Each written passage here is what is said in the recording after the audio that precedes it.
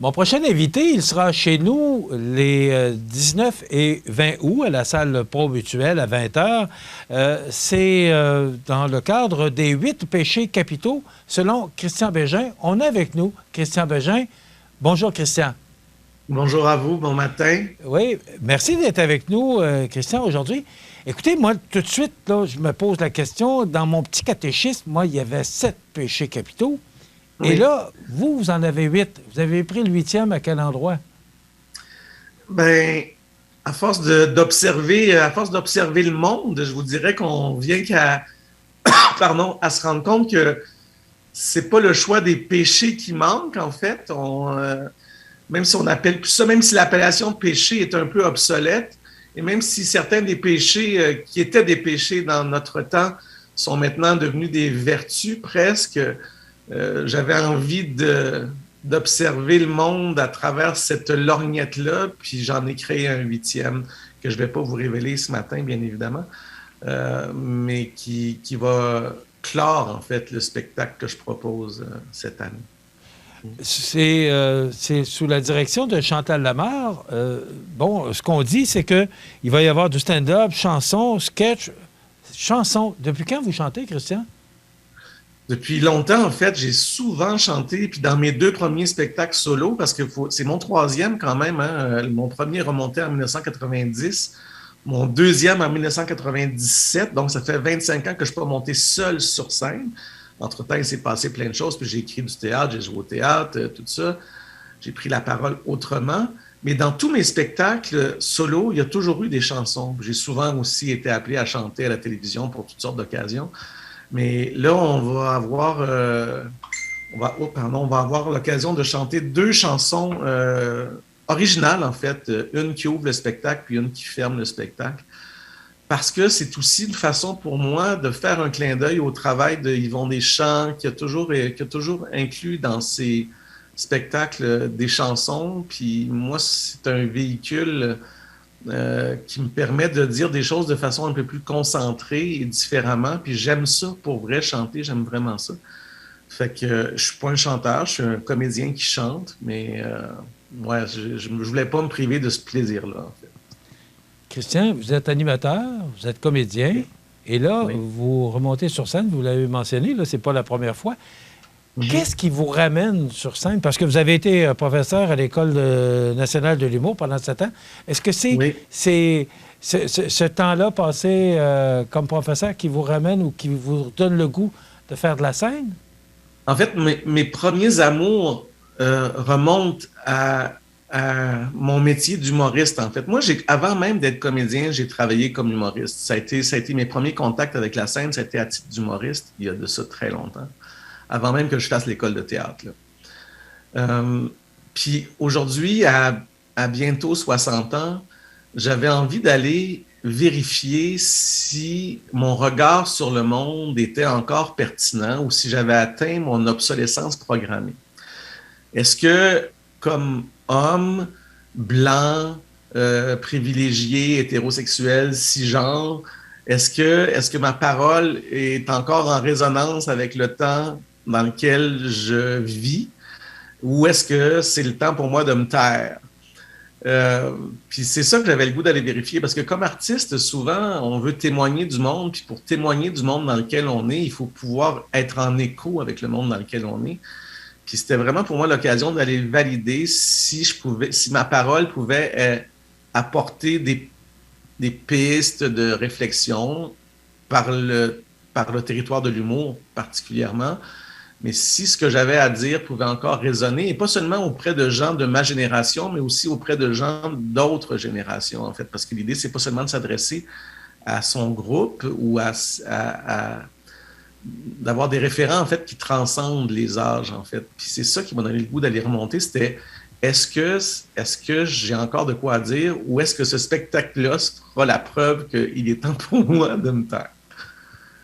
Puis à date, tu sais, je l'ai fait 2 fois, puis à date, la vie me dit que le voyage que je propose, parce que je suis en rodage en ce moment, la vie me dit que le voyage que je propose semble résonner encore, puis semble vouloir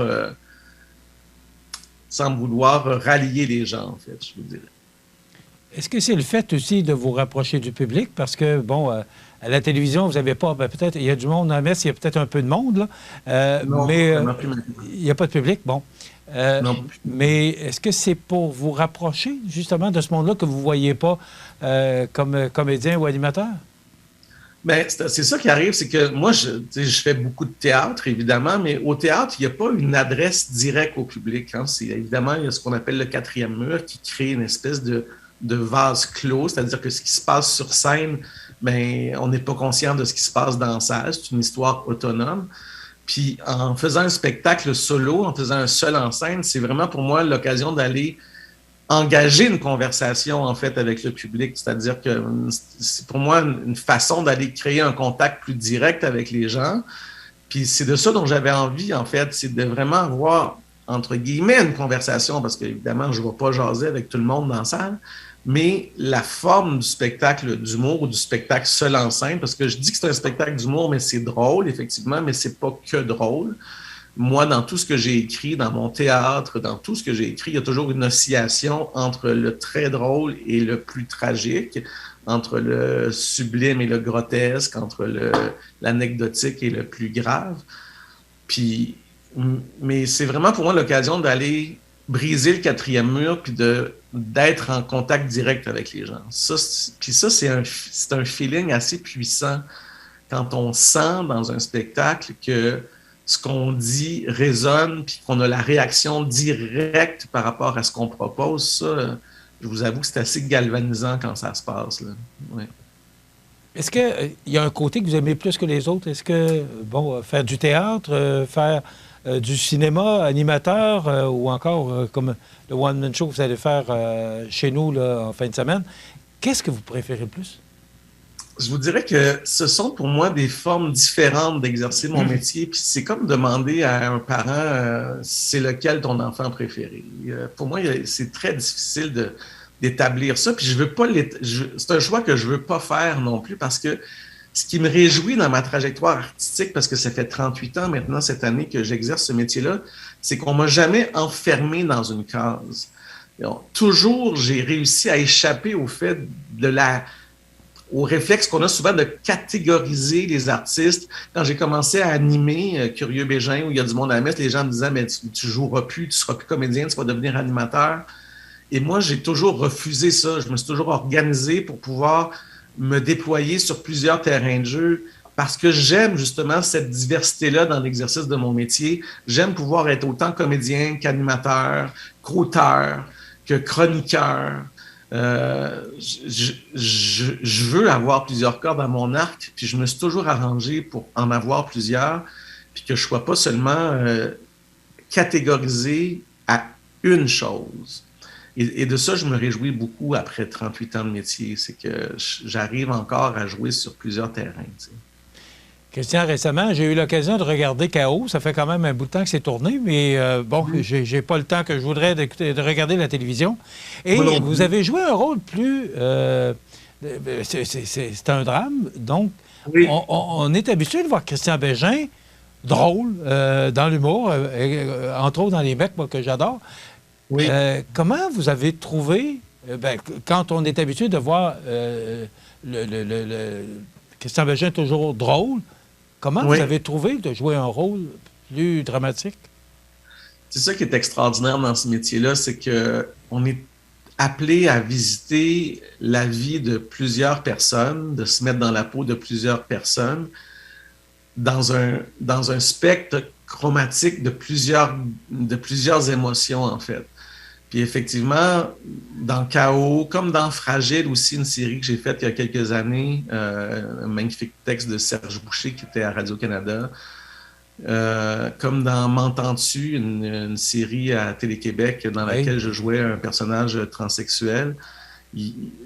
J'aime pouvoir... C'est ça qui me fascine de ce métier-là, c'est que... Puis c'est ça aussi qui me réjouit, c'est que j'ai pas été non plus cantonné à un type d'emploi, c'est-à-dire que on me fait jouer toutes sortes de choses. Puis quand je réussis à aller dans ces émotions-là ou dans ces types de personnages-là, ben c'est ça qu'on aime dans notre métier, c'est de faire des choses différentes. Puis dans le chaos, effectivement, j'explore des zones qui sont beaucoup plus intenses, le deuil, le drame. Il y a eu des scènes qui émotivement étaient très, très, très engageantes. Particulièrement, je pense à la scène au cimetière quand je vais pleurer sur la tombe de mon garçon.